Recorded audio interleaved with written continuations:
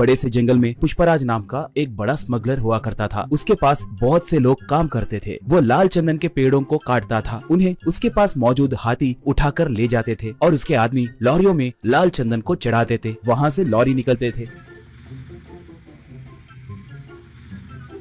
वहाँ पर चेकपोस्ट के पास मौजूद पुलिस वाले भी पुष्पराज के ही आदमी होने के कारण उनकी जांच करे बिना ही वो लोग लॉरियों को छोड़ देते थे। ऐसे उसके जुर्म का साम्राज्य बहुत फैला हुआ था।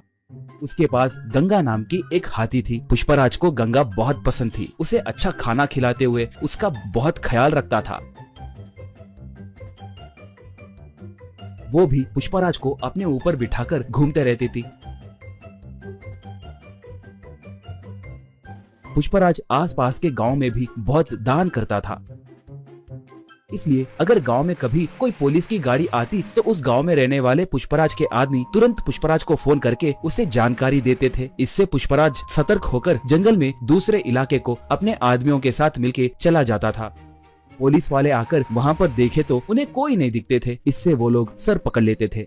एक बार उस इलाके को एक नया एसपी आया। उसका नाम शेखावत था। वो बहुत बड़ा रिश्वतखोर और भ्रष्ट ऑफिसर था। वो बहुत बड़ा क्रूर और मूर्ख आदमी था। वो जैसे तैसे पुष्पराज को पकड़ने के लिए देख रहा था। एक बार गलती से गंगा एक घाटी में गिर गई, मगर वो पूरी तरह से घाटी में गिरे बिना नीचे एक बड़े से पत्थर के बीच में फंस गई थी। वो हाथी उसे बचाने के लिए चिंगाड़ने लगी। उसके चिंगाड़ को सुनकर पुष्पराज और उसके आदमी वहाँ पर आए। वो लोग गंगा को देखकर उसे कैसे बचाना है कहकर सोचने लगे। पुष्पराज तब, अरे इसे बचाने के लिए हमारी ताकत बस नहीं होगी, इसके लिए एक जेसीबी को लाना होगा। वो अब कहाँ पर होगा, उसे अब तुरंत लेकर आइए, कहा। एक तब, पुष्पा भाई, उस जेसीबी के मालिक का घर पुलिस स्टेशन के बिल्कुल बगल में ही है। हम अब उसके लिए गए तो बहुत खतरा होगा, पुलिस वाले हमें पकड़ सकते हैं। हम अब गंगा को छोड़ दिए तो ही अच्छा रहेगा। हमें वहाँ पर जाने के लिए हिम्मत नहीं है भाई, कहा। पुष्पराज उसे एक खींच के मारकर, गंगा के लिए मैं चाहे जितना भी दूर जा सकता हूँ, आप नहीं गए तो मैं ही जाकर उस जेसीबी को लाऊंगा। इसके अंदर आप लोग रस्सियों को तैयार करके रखना, कहा। ऐसे वो बाइक को लेकर गांव में आया।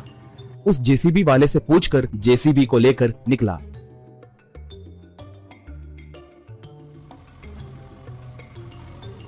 उसे देखकर एक पुलिस इंफॉर्मर शेखावत को फोन करके पूरी बात बताया। बस शेखावत तुरंत अपने जीप में निकला। पुष्पराज पहाड़ के पास पहुंचकर जेसीबी को रस्सियां बांधकर उनसे गंगा को ऊपर खींचकर उसे बचाया। गंगा ऊपर आकर खुशी से चिंगाड़ने लगी। पुष्पराज को अपने सूंड से आशीर्वाद दी। इतने में शेखावत वहाँ पर आकर बंदूक से पुष्पराज पे निशाना साधा। शराफत से सरेंडर हो जाओ, वरना ये बुलेट तुम्हारे भेजे में घुसेगी, कहकर पुकारा। उसे देखकर पुष्पराज के आदमी मारे डर के वहाँ से भाग गए। पुष्पराज तब, मैं तुम्हारे बारे में बहुत कुछ सुना हूँ। तुम्हारे जैसे निठल्लों को मैंने बहुत देखा है। मैं तुम्हें सरेंडर हुआ तो भी तुम मुझ पर केस डालकर मुझे जेल में नहीं डालोगे कहकर मुझे अच्छे से पता है। मुझे एनकाउंटर करोगे कहकर मैं जानता हूँ, कहा शेखावत तब। सही कहा, तुम बहुत समझदार हो। मैं तुम्हें एनकाउंटर करने के लिए ही आया हूँ। तुम्हें टपका दिए तो मुझे 10 करोड़ रुपए मिलेंगे। चुपचाप भगवान की याद करो, यही तुम्हारे आखिरी क्षण है, कहा। बस गंगा एकदम से उस पर वार की। सूंड से उसके हाथ में के बंदूक को दूर फेंक दी। उसे अपने सूंड से पकड़कर जमीन पे जोर से पटकी। बाद में उसे उसी घाटी में फेंक दी। इससे उससे छुटकारा मिला। बाद में पुष्पराज गंगा को प्यार से चूमा।